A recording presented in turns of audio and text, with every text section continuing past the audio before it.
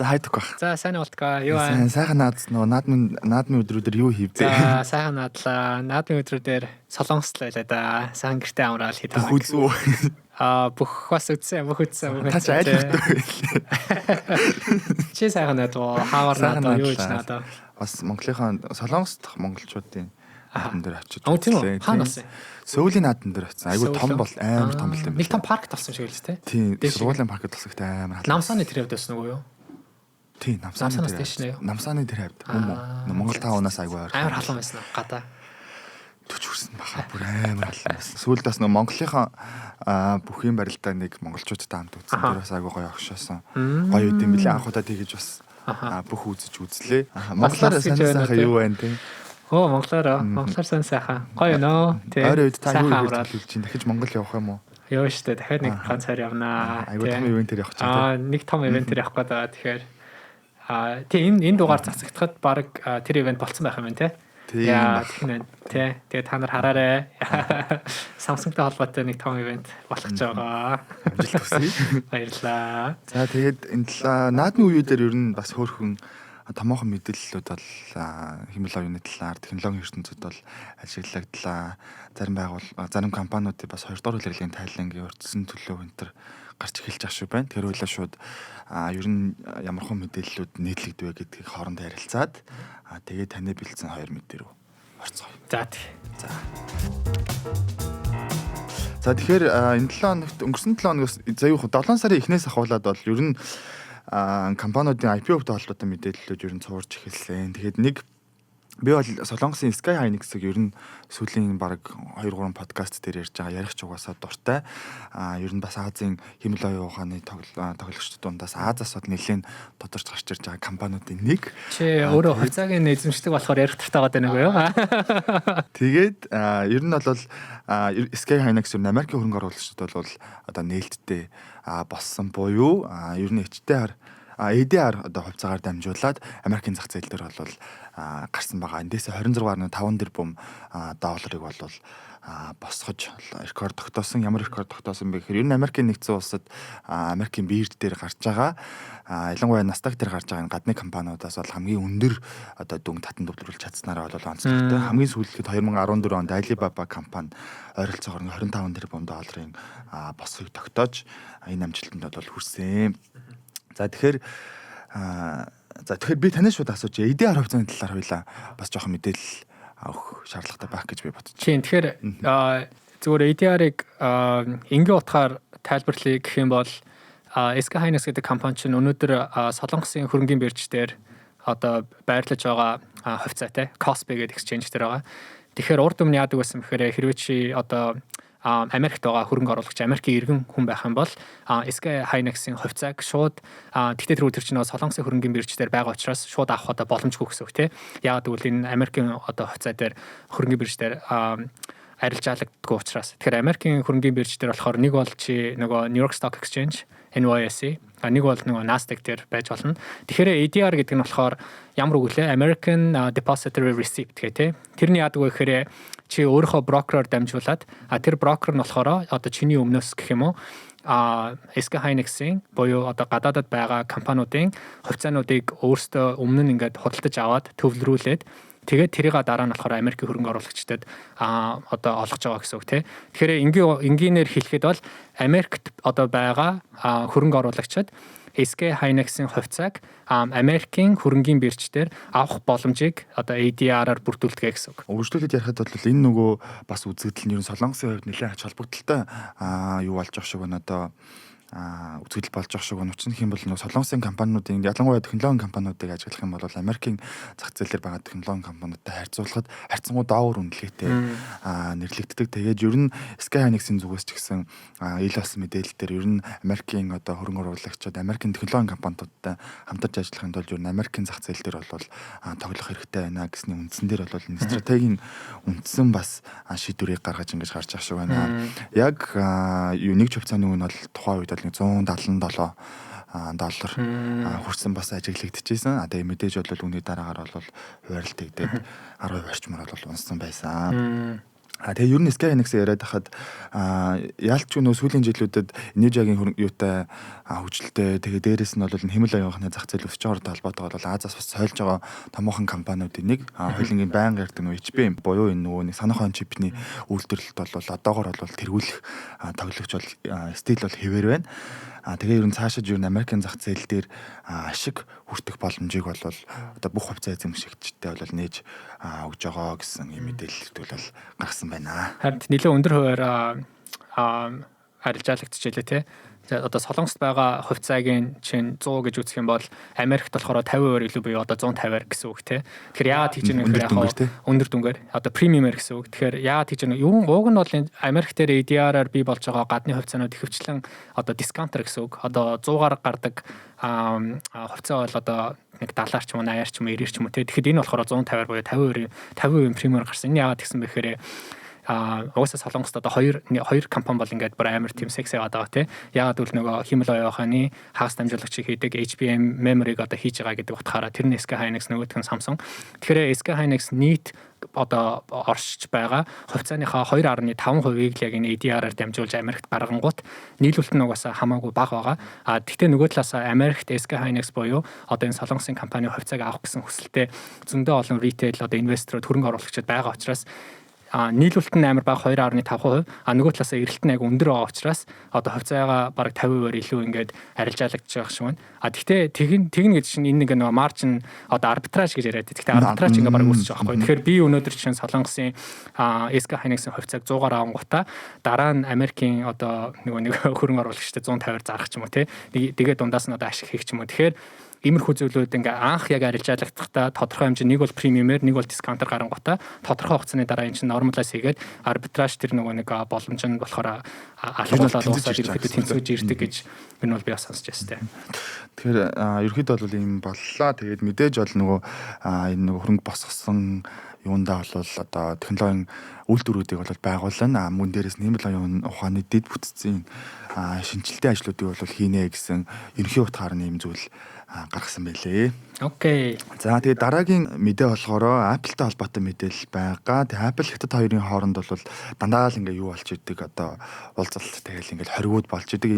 Энэ ч утгаараа ер нь яг нөгөө химэл оюун ухааны одоо хамгийн том тоглогчид болох Хятад бол Америкийн хоорондын технологийн одоо өрсөлдөөнийг бас энэ Apple дээр нэлэрдэг бах гэж би бас зүгээр хардаг. Тэгээд хамгийн сүүлд 2025 онд гэхэд Apple өөрсдийн шинэ бүтээгдэхүүн буюу одоо iPhone 17, 16-г гарах үедээ дамжуулаад бол өөрсдийн Apple Intelligence-ийг юунд суулгаж өгнө нөгөө шинэ бүтээгдэхүүнүүд дээр суулгаж өгнө гэжсэн мэдээлэл хийгээд танилцуулаад за тэгээ Хятад руу яг зах зээл рүү хятадын зах зээл рүү нэвтрэх одоо худалдах болоход бол энэ одоо юуг бол зөвшөөрөөгүй Apple-ийн AI-ыг бол зөвшөөрөөгүй тэгэхээр мэдээж хятадын зах зээл дээр байгаа хэрэглэгчид бол Apple-ийн AI-ыг бол Apple-ийн AI мөн дээрээс нь Apple-ийн утаснууд болон одоо энэ Mac те iPad-уудын шинжилтийг бол бүрэн мэдрэх боломжгүй байгаад байсан. За тэгээ сүүлд 2026 оны 7 сард бол үе шаттайгаар бол энэ одоо технологийн нэвтрүүлжилтийг бол нэ гэсэн хятадын зүгээс албаны мэдээллийг өгсөн. Гэхдээ яг нөгөө Apple-ийн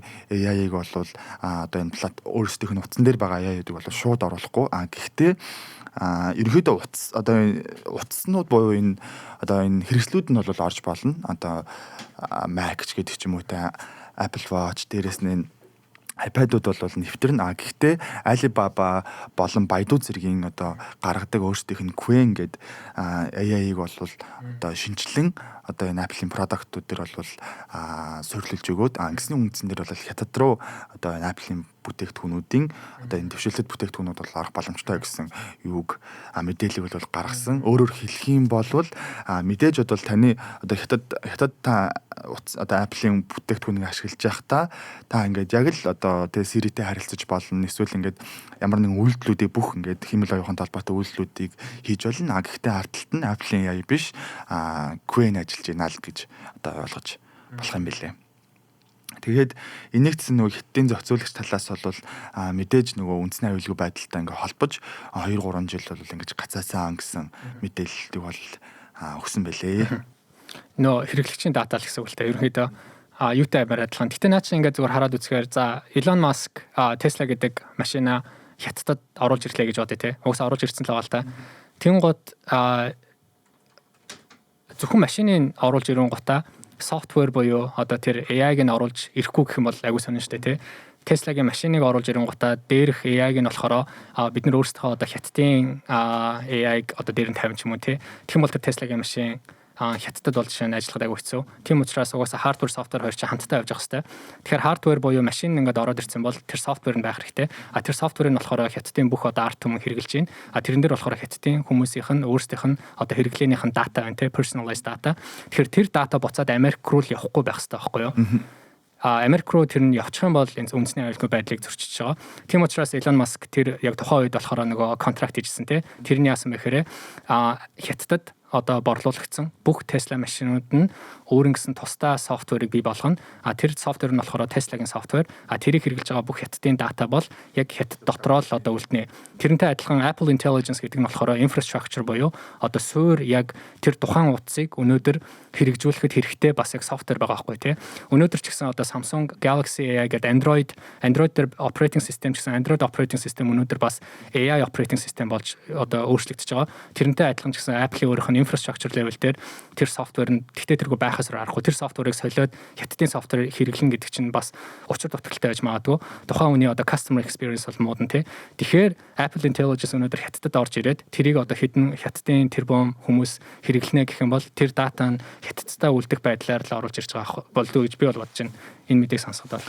Яг тэгээд яг энэ сэдвүүтэй хоёулуулаад дахиад дараагийн мэдээг ярих гэж бодлоо. Тэр нь болохоор Nvidia-гийн одоо байнга ярьдаг H200 чип одоо эцсийн байдлаар хятад руу ингээд нийлүүлэгдэж эхэлсэн байгаа. За тэгээд бас яг таны ингээд хэлсэнчлээ. Ер нь бол сүүлийн жилүүдэд Америк талаас аж тэр яг технологийн импортыг бол хятад руу одоо гаргах ялангуяа энэ дэвшлэлт технологиуд бол нэлээд блоклсон. Яагаад гэх юм бол нэгдүгээрт бол технологийн өрсөлдөөн талаасаа, хоёрдугаарт гэх юм бол хоёулын сая яг ярьсанчлаа үндэсний аюулгүй байдлаасаа ер нь H200 чипийг ингээ хориглоод байсан. Тэгсэн чинь өнгөрсөн 7 хоногт болохоор хятадын зүгээс албан ёсоор ингээ H200 чипийг бол ингээд худалдааж болно гэсэн мэдээллийг бол гаргасан. H200 чип бол энэ Blackware суурийн яг өмнөх загвар буюу яг өмнөх одоо хэмэл оюун ухааны тооцоолол ашиглагддаг байсан нэлээд өндөр дэвшилтэд одоо чип байгаад байгаа. Тэгэхээр ерөнхийдөө бол сүүлд өнгөрсөн 2024 оноос хавуулаад Nvidia-гийн чип төр хориг тавьж эхэлснээс хойш бол Alibaba ч юм уу те эсвэл Huawei-ийн Ascend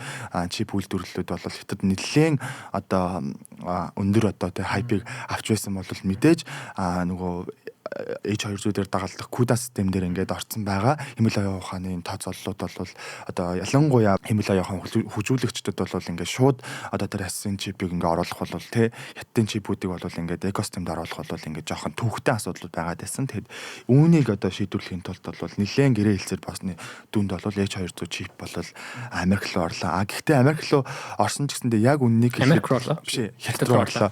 Яг үннийг хэлвэл Америк талаас бол нөгөө бүр одоо тэ Blackwell архитектур нь бол Blackware архитектуртай энэ чипийг бол үйлдвэрлэл одоо экспортлохыг бол ингээ хориглоод байгаа. Учир нь их юм бол мэдээж технологийн өрсөлдөөн талаас бол яг бүх одоо алтан картыг бол хятад тал руу төвлөрүүлэхийг бол нэг тэгж бодохгүй байх шиг байна. Энэ дээр гэхдээ хүмүүс амар олон одоо байр суурьтай байгаа. Жишээ нь Nvidia-гийн Jensen Huang бол хардвэрээ аль болох өөрийнхөө хагас дамжуулагчийг хятадд одоо зарах сонирхолтой байгаа. Тэгтээ тэргүү тэр чинь нөгөө борлуулалтын хувьд, ашигынхаа хувьд, компанийн хувьд өөрийнхөө одоо том зах зээл байгаа те хятад чинь хятадд нийт дэлхийн хөгжүүлэгчдийн 50% нь өнөөдөр хятадд байгаа. Тэр хүмүүст өөрийнхөө хагас дамжуулагчийг зарах тусам одоо өөрт нь хэрэгтэй те. Тэгэхэд нөгөө Anthropic-ийн Dario Amodei бол те одоо Америк, хятад хоёр өнөөдөр бол нөгөө ерөнхий хэмэл оюун ухааны төлөө ингээд өрсөлдөж байгаа хоёр гүрэн байна.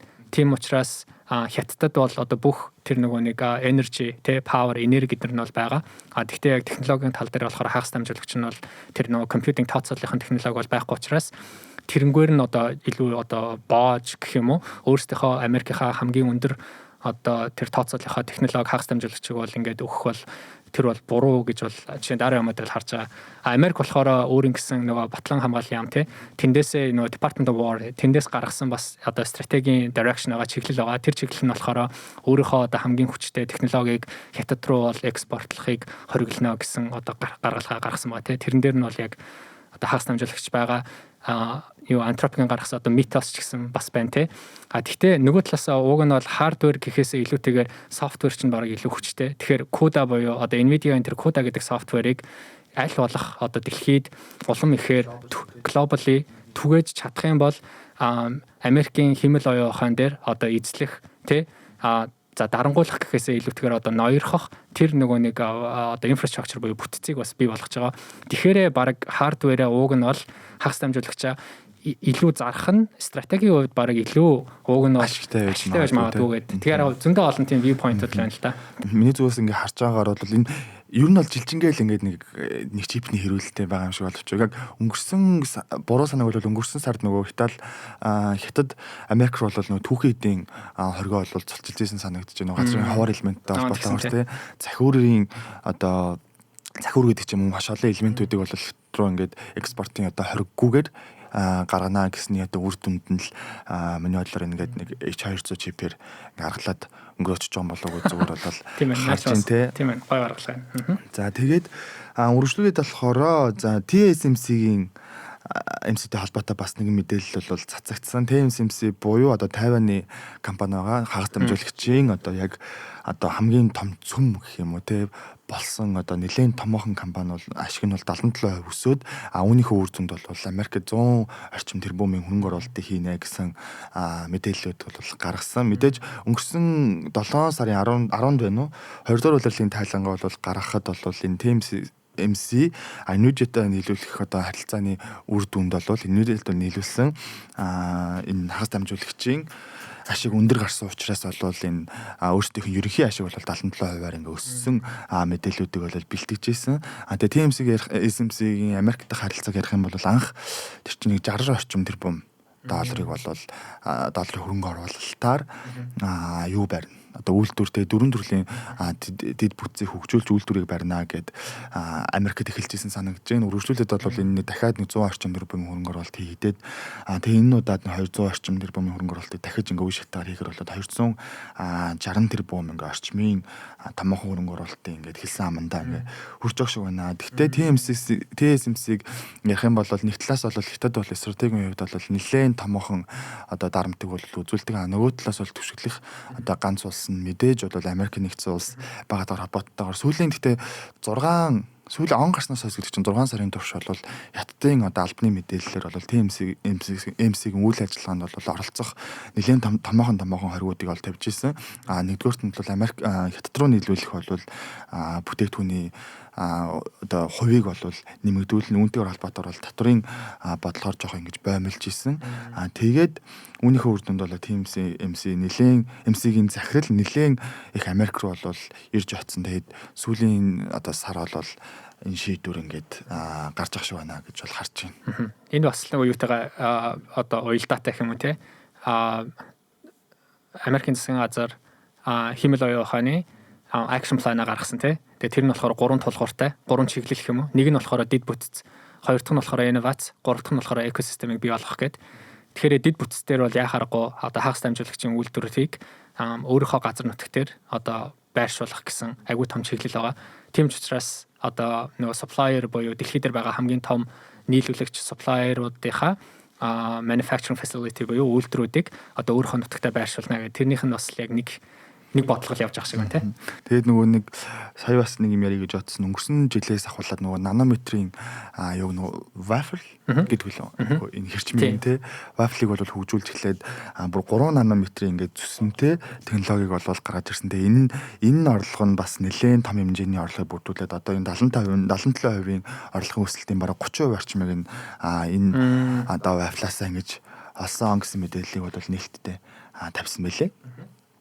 За тэгээ сүүлийн миний бас харсан мэдээлэл болвол энэ хоёлаа өнгөрсөн 7 хоногт өнгөрсөн дугаар дээр ярьсан санагдаж байна. Хэмэл оюун ухааны өрсөлдөөний ингээм модулуудын өрсөлдөөний ингээ ярьж ирсэн санагдаж байна. Тэгэхээр мета дээр энийг хоёлаа ламагаас онцолсон. Тэгээд мета бол өнгөрсөн 7 сарын 9-нд Muis одоо Spark гээд 1.1 гэсэн нэртэй модель бол танилцуулсан. За тэгээ энэ нь бас нэлээд хэмэл оюун ухааны сонирхчдын дунд бол нэлээд бас хөөрхөн ингэ сэдэв болоод амжилаа учрах юм бол ер нь мета хамгийн одоо метагийн хамгийн анхны API холбогдох API-аар ажиллах бол энэ модель бол гарч ирж байгаа нь бол ингээд нэг сайшаалтай. Учир нь гэх юм бол метагийн зүгээс бол Llama за тэгээд мөн дээрээс нь хятадын бас ингээ харилцаатай байсан Manus AI-г бол ингээ хөгжүүлнэ, Llama-г бас хөгжүүлнэ гэж ярьж ирсэн боловч яг нөгөө бусад одоо томоохон одоо Frontier AI модулуудтай бол харьцуулахад бол Meta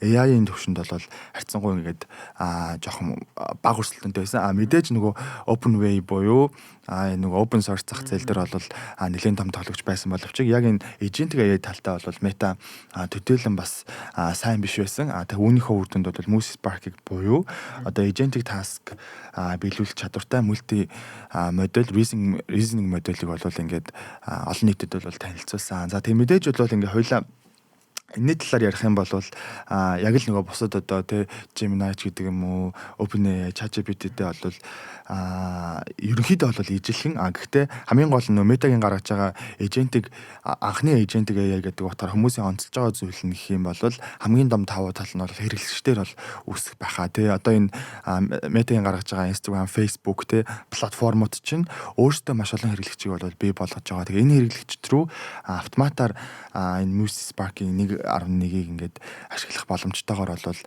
гаргаж байгаа нь бол нэлээд том одоо давуу тал байхаа. Мөн дээрээс нь ганцхан нөгөө хэрэглэгч гэлтгүүгээр AI хөгжүүлэгчид бас нэлээд том боломжийг гаргаж ирж байгаа. Хэрэглэгчид бол нөгөө Meta AI-аар дамжуулаад Moose Spark-ыг бол хэрэглэх боломжтой. Нөгөө талаар бол энэ код хөгжүүлэгчдэд AI хөгжүүлэгчдэд бол энэ Moose Spark нь бол бас нэлээд том юуг олгосон нь үн байгаад байгаа.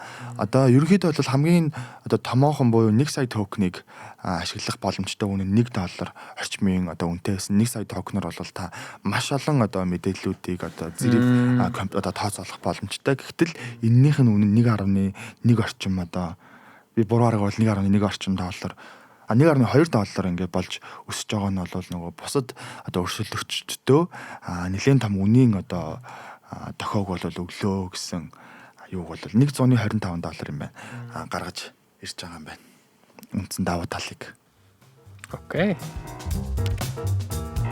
Үргэлжлүүлээд бас нэлээд том мэдээ байгаа нь Apple OpenAI-г бол шүүхэд өгсөн байгаа. Тэгээ миний ойлгож байгаа бол энэ нөгөө ерөнхийдөө технологийн нууцтай холбоотой. Тэгээ дээрэс нь OpenAI-д Apple-д ажиллаж исэн хүн OpenAI руу шилжихдээ өөрсдийнх нь дотоод мэдээллийг бол задруулсан гэсэн мэдээ бол гарсан байгаа. Тэгээ энэ юу болов гэдгээс үл. Тийм сайхан гарлаа 7 сарын 10-нд гарсан. Apple OpenAI-г шүүхт өгсөн байсан. Тэгээд шалтгаан нь болохоор trade secret гэж ярьсан байлээ. Trade secret гэдэг нь монголоор орчуулбал худалдааны нууц гэх юм уу. Тэгэхээр ерөнхийдөө яг том зургийг хараад үзэхээр Apple урд өмнө ажиллаж исэн нийт 400-аас бараг 500-аад ажилчид өнөөдөр OpenAI-д ажиллаж байгаа юм билээ. Тэгэхээр тухайн хүмүүс нь болохоор одоо Apple байсан одоо нууцлалын мэдээллүүдийг аваад тэгээд OpenAI-д одоо оронгуудаа тэр нууцуудыг задруулж байгаа ерөөдөө том зурагтай. Гэхдээ тэр нь яг specifically одоо яг юун дээр вэ гэхээр OpenAI 2000 хэдэн онд лээ? Бараг түрүүжлээ хаа тий 2025 онд болохоор Johnny Ive гэд залуу байгаа тий. Johnny Ive гэд залууч нь болохоор урд өмнө Apple-ийн одоо Chief Designer Officer байсан. Тэгээд тэр хүн болохоор ерөнхийдөө яг одоо iPhone ч юм уу те ерөнхийдөө Apple-ийн хамгийн чухал ерөнхийдөө device буюу одоо хэрэглээнүүдийг тэднийх нь яг дизайныг гаргасан хүн байхгүй юу. Тэгээд тэр хүн болохоор Apple-аас гарангуутаа өөрийн гэсэн нэг компаниг бий болгосон. IO Products шүү лээ. Тэгээд тэрийн OpenAI түрүү жил худалдаж аваад John Ive-ыг өөрийнхөө багт оруулаад тэгээд ерөнхийд сайн маалтан чинь бол за OpenAI бол бас яг ингээд одоо смартфон буюу ухаалаг утас device ерөнхийдөө хийж эхэлнэ гэсэн тэр юугаа гаргаад өөрийнхөө одоо зорилгыг ерөнхийдөө одоо олон түмэнд бол хийсэн байгаа. Тэрнээс болоод ерөнхийдөө хоёр компани хоорондоо нэлээд жоохон маргаантай болж эхлээд тэгээд яг тэр ерөн яг Apple-ийн одоо энэ device те энэ смартфон ухаалаг утас эдрийг хэрхэн хийдэг вэ гэдэг тэр нууцуудыг ерөнхийд одоо OpenAI-д зарим нэг ажилчид нь хэлсэн байна гэдэг үндсэлтээр ерөнхийдөө шүүхтгсэн юм шиг байна. Дараагийн асуултаас өмнөөс асуулж хоёлаа тэр нөгөө OpenAI хийж байгаа утасны талаар жоохон ярьж болох уу? Ер нь яг одоо хүмүүсийн хэрэгэлдэг гар утас бүтээгээд байгаа мó эсвэл арай одоо тэ мэдгүй ямар нэгэн онцлог гар утсаа бүтээгээд байгаа мó? Тэрийг сайн мэдэхгүй байна. Гэхдээ яг AI based device гэдэг байна тий. Тэгэхээр хиймэл оюухан дээр суурилсан device гэдэг. Тэр нь гэхдээ яг юу юм сайн мэдэхгүй байна. Энэ төрлийн одоо иймэрхүү шүүхийн маргаан дээр ер нь хууль эрх зүйн орчин ямар байд юм бол тэ ялангуяа Америкт энэ чинь томоохон компаниудын нэг талаасаа хүний нөөц оролцож байгаа, нөгөө талаасаа мэдээж одоо тэ мэдээлэл алдагдах юмнууд оролцож байгаа, салбарууд нь оролцож байгаа. Тэгэхээр энэ дээр хууль эрх зүйн зохицуулалт нь ер нь яа гэм бол яаж шийдвэрлэх боломжтой харагдаж байна. Тий. Тэгэхээр энэ бас амар тийм одоо gray area гэх юм уу те. Бас яг сайн тэр хууль тогтоомж нь яг хэр гарсан юм бэ? Apple бол яг тэр 3 хүн байгаа даахгүй хүн шууд ингээд за Apple-с OpenAI руу ингээд ажилчид шилжсэн ингээд гэхдээ яг тэр 400-500 хүнийг бүгдийг нь шүүгдэхгүй хоёр хүнийг илүү гаргасан байсан. Нэг нь болохоор Chang Liu гэдэг хүн, нөгөөх нь болохоор Tan Tan гэдэг хүн. John Ivey гэдэг одоо Johnny Ive гэдэг хамгийн гол тэр хүнийг бол жишээ шүүхт өгөөг байгаа байхгүй буруутгаг байгаа. Chang Liu гэдэг хүн нь болохоор Apple-д 8 жил ажилласан. Тэгээд electrical engineer, senior electrical engineer гэж цахилгааныхны инженер хүн байсан байгаа байхгүй. Тэгээд OpenAI болохоор 2026 оны 1 сард орсон. Тэгэхээр манай хүн яасан бэ гэхээр чи тухайн нэг компаниас одоо гарахтаа тэр компанитай холбоотой өөрийнхөө бүх нэг зүйлүүдийг өгөх хэрэгтэй байдаг байхгүй юу. Тэгэхэд энэ Chang Liu гэдэг залуу болохоор өөрийнхөө компьютерийг өгөөг байгаа. Чинь одоо би Samsung компаниас ингээ гарах юм бол би Samsung компанийхаа компьютерийг өгөх хэрэгтэй байхгүй юу. Буцаад компанид тушаах хэрэгтэй. Тэр нь болохоор тэгээгүй. Тэгэхээр тэр компьютер дээр үйлдсэн бүх файлуудыг тий өөртөө авсан гэсэн үг. Apple дээр ажиллаж исэн одоо залуучууд байгаа штэ coworker. Тэгээд тэр хүмүүсийнхаа компьютерийг бас access хийгээд тэгээд тэндээс ингээ мэдээллүүдийг жишээ нь авсан байгаа байхгүй юу. Дараачих нь болохоор Tan Tan гэж залуу байгаа. Энэ нь болохоор бүр нэлээд өндөр executive хүн байгаа байхгүй юу. Former VP одоо дэд захирал гэсэн үг тий. Тэгэхээр Apple-ийн яг тэр нөгөө бүтээгдэхүүнийхэн дизайныхын тэр департамент дээр VP хийдэг хүн байсан. Өмнө нь болохоор iPhone болон одоо Apple-ийн нөгөө нэг цаган дээр бас ажиллаж байсан, дизайн дээр нь ажиллаж байсан хүн. Одоо болохоор OpenAI-ийн тэр яг Chief Hardware Officer болсон байгаа байхгүй тий. Тэгэхээр энэ хүн яасан бэ гэхээр одоо ч ингээ анзаарсан бол жишээ нь Anthropic компани руу зөндөө олон хүн өнөөдөр орохыг хүсэж байна. Тэр хүн баг хүмүүсийн одоо мөрөөдөл болсон тий. Back in the day буюу хэдэн жилийн өмнө 10 жилийн өмнө ч юм уу 5-10 жилийн өмнө болохоор Microsoft, Google, одоо Facebook ч юм уу иймэрхүү компаниудад хамгийн топ талентууд аяасны хүмүүс бол орохыг хүсдэг байсан бол өнөөдөр бол American Silicon Valley дээр байгаа хүмүүс бол ихэвчлэн нэг бол Anthropic, нэг бол OpenAI руу орох хүсэлтэй байгаа. Тэгэхээр OpenAI руу тэгтээ тэргөө naturally те Apple-аас зөндөө олон хүмүүс орох хүсэж байна. Тэгэхээр тэр хүмүүс чинь өнөөдөр нэг интервью процесс явагдаж байна да те ажлын ярилцлага. Тэр ажлын ярилцлаган дээр манай хүн яадаг вэ гэхээр Tan за show and tell practice-ээр явдаг гинэ. Show and tell гэдэг нь юу гэсэн үг вэ гэхээр за чи өнөөдөр Apple-т ажиллаж илаа гэж бодъё. Чи тэгээ одоо OpenAI-д ормоор байна штэ. Тэгээ чи би болохоор чамааг өнөөдөр ярилцлаганд орлоо. Тэнгуутаа би болтгоо за хүрээдэрэн гутаа. За чи өнөөдөр яг Apple дээр яг юу хийж байна те? Ямар одоо яг утасны тэр нэг hardware design дээр чи өнөөдөр ажиллаж байна. Тэгэх юм бол яг тэрэн дээр ямар яг материал, ямар парцуудаар өнөөдөр байна те? Тэдний бүгдийг яг надад аваад тэр. Тэгээ тэр бүх нууцаа надад хэл. Тэгжиж би чамааг өнөөдөр ярилцлаганд оруулах юм уу? Тэгжиж би чамааг өнөөдөр OpenAI-д одоо ажил олж өгнө ч юм уу? Бүр тиймэрхүү практисууд гарсан гэж одоо буруу шааж байгаа байхгүй тий. Тэгэхээр эднэр чинь бол өнөөдөр бас яг хуулийн хувьд бол одоо хууль эрх зүйн хувьд жоохон ингээд эргэлзээтэй практис ингээд болоод эхэлж байгаа байхгүй юу? Яг Америкт өнөөдөр яадаг вэ гэхээр эсвэл дэлхийд аваар чи өрсөлдөгч компани руугаа шууд орох үгүй нь бол ер нь бол бас яг хуулийн дагуу бол шууд шийдэгдэхэд бас жоохон эргэлзээтэй л асуудал юм шиг байгаа. За өнөөдөр чи жишээ нь Samsung компани нэлээд одоо өндөр түвшинд байгаа дэд захирал VP хүн ингээ байлаа гэх юм бол за Samsung компаниас SK Hynix руу жишээ нь шууд орё гэх юм бол бас орох боломж нь байхгүй ч юм уу те. 1-2 жил дор хаяж хүлээх хэрэгтэй ч юм уу тиймэрхүү одоо яг хууль гэхээсээ илүүтэйгээр хоёр компани хоорондын гэрээ мэрэж бас байдаг гэж олон нэгдүгээрт хоёрдугаар болохоор bench хийж байгаа. Bench гэдэг нь юу гэсэн үг вэ? За Boltco гэдэг хүн өнөөдөр за Samsung-ийн нэлээд одоо өндөр тушаалтай хүн байлаа. Тэгэх юм бол чи ажилласаа ингээ гараад SK Hynix руу жишээ нь орох хэрэгтэй байна те. Тэгэх юм бол Samsung компани чамд дор хаяж 1 жилийн чинь зүгээр цалинг өгөөд 1 жил бенчлээ буюу одоо 1 жил зүгээр ажилгүй бай. Гэхдээ би чамд нийт одоо Samsung компанид ажиллаж исэн цалингийн чинь нэг 60-70% чинь өгье ч юм уу те. Тэгээд 1 жилийн дараа чиний өнөөдөр мэддэг Samsung-д олж авсан одоо мэдлэгүүд чинь нөгөө нэг жоохон хуучраад эхлэн штэ. Тэрнийхээ дараа өрсөлдөж компани руу орох боломжийг өгдөг ч юм уу те. Америкт бол тэр Калифорнийн хууль бол ямар ч тийм юу зохицуулт баг байхгүй мөлий. Meaning чи өнөөдөр Meta-д ажиллаж ирсэн аа. Эсвэл чи одоо Apple-д ажилласан шууд OpenAI-д бол орох боломж нь бол угаасаа нээлттэй юм билээ.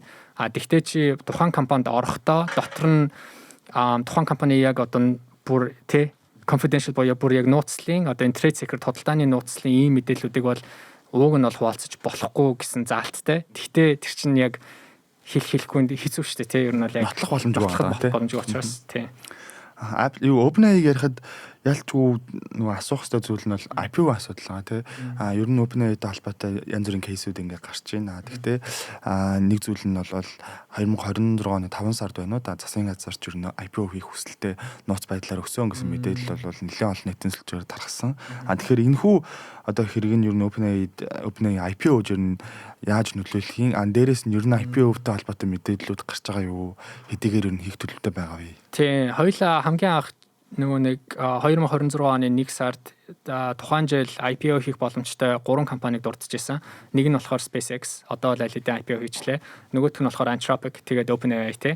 Тэгэхээр OpenAI бол ерөнхийдөө энэ оны буюу 2026 оны 3 дугаар квартал юм уу 4 дугаар кварталд ямар ч хэлээс IPO хийнэ гэсэн зорилготой бол байсан. Тийм ч учраас 2 дугаар квартал буюу 5 сарын 22-нд те Goldman Sachs болон Morgan Stanley компанитай нийлээд өөрийнхөө одоо IPO-ныхаа мэдээллийг бол дэвшүүлсэн байгаа те. Гэвч одоогийн байдлаар бол ерөнхийдөө 2026 онд IPO хийгдэх магадлал нь бол маш бага болсон гэж бол хүмүүс харж байна. Тэгэхээр энэ дээр бол нэг хэдэн шалтгаан байгаа те. Эхнийх нь болохоор SpaceX. SpaceX IPO өнөөдөр гарснараа нэлээд олон одоо хөрөнгө оруулагчдын мөнгө тийшээ явцсан байгаа.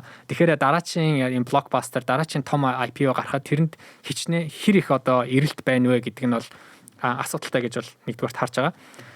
Хоёрдугаарт болохоор OpenAI-тэй ерөнхийдөө адилхан биш SpaceX-тэй ерөнхийдөө адилхан OpenAI өнөөдөр ямар ч одоо ашиг байхгүй тий компаниудын бол нэг. Тэгэхээр 2026 он гэхэд энэ жил бол 14 тэрбум долларын ерөөхдөө алдагдaltaй ажиллана гэсэн тийм прогнозтой байгаа. За тэгээ 2029 он гэхэд нийт OpenAI-гийн ашигын алдагдал бараг 115 тэрбум доллар хүрэх магадлалтай гэж байгаа. Тэгэхээр уг нь бол traditional буюу одоо уламжлалт бидний одоо хөрөнгө оруулалтын зарчмаар бол OpenAI шиг иймэрхүү компани ер нь бол IPO хийх ёсгүй байхгүй юу. Гэхдээ яг одоо бол нөхцөл байдал ингээд яг өөрчлөгдөд байна л да. Тэр бол нөгөө тал нь. Гуравт болохоор тэр Sam Altman буюу нөгөө нэг Chief Financial Officer буюу санхүүгийн захирал Sarah Frier гэдэг эмэгтэй хүн байгаа. Тэгэхээр тэр хоёр хоорондоо бол нэлээд бас клаштай байгаа. Тэгээ тэр маргаан нь бол ингээд яг нөгөө нэг компанийнхаа дотор гэхээс илүүтэйгээр гадагшаа ингээд халиа гарцсан одоо бол тэр нэг нэгэнд бол дургу гэдэг нь бол одоо тогтоогдсон байгаа. Тэгэхээр Sam Altman бол ингээд баг at all cost буюу яаж хийж яагаад энэ жил IPO хийхийг бол ингээд одоо яагаад байгаа дэмжиж байгаа. Тэгэхэд яг нөгөө санхүүгийн тэр нөгөө эксперт те санхүүгийн захирал Sarah бол энэ жил бол дими гэсэн. Тэгээ тэр хоёрын хоорондын маргаан бас нэлээд том баг шиг байна. Тэгээд дараачих нэг зүйл болохоор Sam Altman гэхдээ хэрвээ IPO хийх юм бол OpenAI гэдэг компаниг дор ээж 1 триллион долларын одоо үнэлгээтэй IPO хийнэ гэсэн. Тэгэхэд 1 триллион долларын компани өнөөдөр яг OpenAI мөн үгүй юу те миний бодлоор бол яач биш. Тэгэхээр тийм л биш юм бол Sam Altman за хэрвээ үнэхээр л тийм юм бол маркет нь одоо манай компаниг 1 триллион долларт үнэлгээнд хүрч чадахгүй гэх юм бол хүлээх ёстой болов гэсэн бас нэг гаргалгаа байгаа. За тэгээ хамгийн сүүлийнх нь байр суурь нь болохоор өнөөдөр OpenAI, Anthropic гэдэг энэ хоёр компаниг харьцуулахад нэлээд олон хүн баг өнөөдөр бол баг Anthropic нь илүү гэж бол харж байгаа. Тийм учраас тэ хөрөнгө оруулагчид өнөөдөр хоёр компани руу бүх мөнгөө хийх үү эсвэл нэг компани руу хийх үү гэдэг иймэрхүү асуудлуудаас болоод ерөнхийдөө энэ жил OpenAI IPO хийх магадлал нь бага байх шүү. За болоо тэгэхээр шууд IPO-тэй холбоотойгоор дараагийнхаа мэдээр орчих гэж бодож байна. Тэгэхээр 2026 оны 6 сарын 12-нд бол нэлээд томоохон IPO болсныг хүн болгон мэдж байгаа. Тэгээд нэлээд том дөнгөөл бол татан төвлөрүүлсэн. Тэгвэл өнгөрсөн 7 нотны мэдээлэл гаргасан нь бол ер нь SpaceX-ийн хувьд анх гаргасан үнээсээ 40% орчмоор бол буурсан тий. Бараг 1 триллион долларын зах зээлийн үнэлгээг бол алдсан гэсэн мэдээлэл гарсан. Тэгээ энэ юу болоод байна? Ер нь жоохон тоо тий. За энэ талаар яг дэлгэрэнгүй ярихаас өмнө юу болсон бэ гэдгийг эхлээд нэг summary байдлаар өгсөй баг. Тэгэхээр чиний хэлсэн шиг SpaceX гэдэг компани 6 сарын 12-нд бол одоо IPO хийсэн. хаана хийсэн бэ гэх юм бол Америкийн Nasdaq-ийн хөрөнгөний бирж дээр бол хийсэн байгаа. Тэгэхээр IPO-ийн эхний прайс нь бол одоо үнэ нь болохоор $135 үнэлгээтэй гарсан бол IPO хийгээл үнэн шууд өссөн тий бид нар бүгд харсан 11%-аар өсөөд $150 хүрсэн. За тэгээд эхний өдөр ингээд дуусахад $161 одоо дууссан байсан тий нийт 550 одоо сая хувьцааг бол ингээд гаргасан. За тэгээд хоёлоо бол яг энэ дээр нэг дугаар явсан тий. Ерөнхийдөө үнэлгээ нь өнөөдөр одоо өндөр байна уу бага байна уу гэд. Тэгэхэд бидний ерөнхийдөө бүх одоо surprise маягаар гэх юм уу IPO нь бол маш өндөр үнэлгээтэй байж бол чадсан. 1.177 триллион доллар бол ингээд бас хүрсэн байсан тий. Тэгээд эн чинь бас тухайн үед Elon Musk-ыг триллионоор болгосон тий 1 триллион долларын үнэлгээтэй одоо анхны хүн дэлхий дээр бас бий болгосон. Тэгэхээр ийм том үйл явдал бол ерөнхийдөө сая хэдхэн сарын өмнө хэдхэн өдрийн өмнө хэдхэн 7 хоногийн өмнө ийм том зүйл болсон байна тий. Аха. Мэдээж бол яагаад ингэж энэ уналт орж ирвэ гэдгийг ярих нь зүйтэй болов гэж бодож байна. Тэгээ энэ чинь бараг хэд юм бэ? 1 триллион valuation алдсан гэж яриад байна шүү дээ. Тийм. Тэгэхээр IPO хийхдээ эн чинь 135-аар IPO хийгдээд $161 хүртэл өсөөд тэгээд intraday буюу нэг өдөр бүр $225 хүртэл ингээд хамгийн дээдлээ өссөн байгаа. За тэрнийхээ дараа болохоор эн чинь нөгөө Nasdaq-ийн 100 руу шууд шахалтаар лоббигоор оронгуудаа superficial artificial буюу одоо маш олон нөгөө нэг хувьцааны индексүүд SpaceX-ийн хувьцааг авах одоо шаардлагатай болсон тий шахалтаар тэрэн дээр хоёлаа бараг 20 минут ярьсан байна. Яагаад тийм болсон бэ гэдэг тэрийг бол ярьж байсан. Тэрнээс болоод бас хувьцаа дахиад өссөн. Тэрний дараа гинт хувьцаа нь унаад өнөөдөр буюу одоо хувьцаа нь бол $123 дээр ингээд арилжаалагдчихэж байна. Тэгэхээр анхныхаа нөгөө нэг IPO гарсан 135-аас анх удаага ингээд доогоор арилжаалагдчих эхэллээ. Тэгээд all time high буюу хамгийн өндөр цэгээсээ 45%-аар ингээд унтсан байна. Шалтгааны талаар ярина гэх тийм. За шалтгаан гэхээр хэдэн байна л да. Эхнийх нь болохоор угаасаа дэндүү өндөр үнэлгээтэй тий. Хоёулаа нэг зөндөө ярьсан. SpaceX гэдэг компани өнөөдөр 3 бизнестэй. Нэг нь эхнийх нь болохоор бидний мэдих яг SpaceX нь өөрөө. Тэгээ SpaceX-ын дотроо болохоор Falcon 9 тэгээ Starship гэх хоёр пуужинтай. Хоёр дахь нь болохоор Starlink интернетийн бизнес. Энэ нь бол яг ганц ашиг олдог бизнес. Гурав дахь нь болохоор ер нь хинч тоохгүй XAI гэдэг байгаа тий. Өнөөдөр Grok-ыг ашигладаг хүн байдаг би мэдгүй сайн мэдгүй. Тэгэхээр ийм 3 бизнестэй байгаа байхгүй. Тэгээ энэ 3 бизнес нь хоёр нь болохоор угаасаа мөнгө алддаг. Нэг нь болохоор мөнгө хийдэг. Starlink нь хамгийн одоо sustainable business байгаа. Тэгэн гутаа SpaceX-ийн нийт өнөөдөр ирээдүгэн гутаа хамгийн их мөнгө алдчихж байгаа тэр XAI дээр тулгуурласан тий. XAI-ийн нийт зах зээл нь болохоор дэлхийн эдийн засгийн бараг 30%-ийг гаргацсан $22 триллион долларчлаа тий. Тэгээд ийм нэг тийм зүгээр мөрөөдөл ярьцсан тий. Тэгэхээр ингээд ямар ч нөгөө нэг үнэлгээнд дээр суурлаагүй ийм үнэлгээтэй ер нь бол эхлээд IPO гарсан. За нэгдүгürt. Хоёрдугаар болохоор XAI-г хоёлаа сая ярьлаа. Тэгтээ тэргүй ингээд ашиггүй байгаа. Гурав дахь нь болохоор нөгөө нэг тэгтээ тэргүй эн чинь нөгөө нэг одоо momentum based тий. Өнөөдөр бол ингээд hype based гэх юм уу? Хүмүүс зүгээр ингээд сэтгэлийн хөөрлөөр ч юм уу Elon Musk ч юм уу SpaceX ч юм уу тий. Тэр нэг сэтгэлийн хөөрлөө. Тэгээд энэ AI-гийн одоо хөөсрөлтөөс болоод маш их хүн ямар ч л байсан SpaceX-ийн хувьцааг бол авах хэрэгтэй гэсэн байдлаар ч юм уу маш олон хүмүүс ингээд одоо авах нэг тийм эхний нэг тийм шууралт болсон тий. Тэгэхээр тэр шууралт болно гэдэг хүмүүс зүгээр өөрсдийнхөө ингээд эмоцороо энэ хувьцааг авна гэсэн маш олон хүмүүс одоо байх шиг байсан байж магадгүй. Тэгэхээр тэрийг мэдж байгаа одоо чи өнөөдөр за 135-аар өнөөдөр SpaceX арилжаалагдана. Тэгээд хүмүүсийн ийм irrational эмоц байна гэдгийг чи өнөөдөр мэдж байгаа бол энэ хувьцааг чи авах уу? Авна штэ. 135 дээр шууд авах байхгүй юу? Тэм гота 225 ч юм уу 220 руу ингээд өсөн гот дараа нь тэрга дамп буюу зарчиж байгаа байхгүй тий. Тэрнээс болоод тиймэрхүү одоо зүгээр ийм short term богино хугацаанд маш их мөнгө хийх гэсэн хүсэлтэй маш олон хүмүүс байсан. Тэр хүмүүс болохоор 135 дээр нь шууд авсан гэсэн бас нэг юм прогноз байгаа. Тэгээд дараа нь тэр хүмүүсийн зарангуут нөгөө нэг хувьцаа нь унчиж байгаа байхгүй юу? Тэгээд сүүлийнх нь болохоор нөө short seller руу тэгээд short seller гэдэг нь болохоор зүгээр нөгөө нэг хөрөнгө оруулалтын нэг механизм л байгаа юм л да. Financial engineering энэ яадаг вэ гэхээр уламжлалт одоо хувьцаа аавна гэдэг чинь хувьцаа чи тодорхой хэмжээнд аваад тэгээ хувьцаа нь өсөх юм бол тэндээс чи мөнгө хийж ин тэ. Тэгэхэд short selling гэдэг нь болохоор яг эсрэгээрээ тухайн хувьцаа унах юм бол чи мөнгө хийдэг тийм механизм байгаа. Тэгэхээр нийт одоо хувьцаа арилжаалагчтай хувьцааны бараг 30% нь болохоор өнөөдөр шорт селлер үүссэн байна гэж байгаа байхгүй юу. Тэр нь бол бас тухайн хувьцаа өнөөдөр унах магадaltaй гэдгийн бас нэг том хэмжүүрийн нэг иймэрхүү зүйлүүд байна. Одоо хамгийн сүүлийнх нь болохоор нөгөө Starship нь уг нь бол хизээ байлаа энэ 7 хоног нисэхтэй байсан. Тэгээ тэр тестээ бол ингээд хойшлуулж ах шиг байна. 2 удаа ингээд болчихлоо. Тэгэхээр тэр нь бас ингээд бас хүмүүст яагаад энэ пуучин амжилттай байна гэдэг чинь тухайн компанийн үнэлгээний нэлээд том хэмжүүрийнх нь нэг. Даанч тэр нь өнөөдөр ингээд нисэх байгаад байна тий. Марс руу явна гэдэг байгаа шүү дээ. Марс дээр амьдрна гэдэг. Тэгэхээр ер нь хоёулаа энэ дугаарынхаа подкастыг цаашид ер нь за Elon Musk дээрээс нь SpaceX ер нь яах гээд байна. За тэгээд жижиглэнгийн одоо хөрөнгө оруулагч жижиг хөрөнгө оруулагч ер нь SpaceX-ийн хувьцааг худалдаж авах шаардлагатай юу? Ер нь ирээдүйд ер нь юу болох гээд байна вэ гэдгийг жоохон ярилцаа тэгээд тусах. Тэгэхээр ерөнхийдөө одоо нийт SpaceX-ийн хувьцааны хэдэн хувь нь арилжаалагдаж байна? 4% нь арилжаалагдаж байгаа. Тэгэхээр тэр цаана 96% байгаа байхгүй юу? Тэгэхээр 96%-ыг хизээ арилжаалагдаж болох вэ гэхээр тэр нь ингээд нөгөө хугацаатай. Тэгэхээр одоо чинь эхний earnings result гарч ирэнгуутаа 8 сард ч үлээ нэмэлт 7% нь арилжаалагдаж болно гэж байгаа.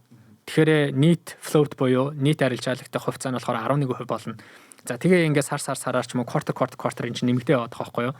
Тэгэхээр эн чинь юу болж байгаа нөхөр чи өнөөдөр early investor буюу SpaceX хувьцаат компани болохоос өмнө SpaceX-ийн чи нөгөө private хувьцааг эзэмшиж байгаа одоо хүн байлаа штэ.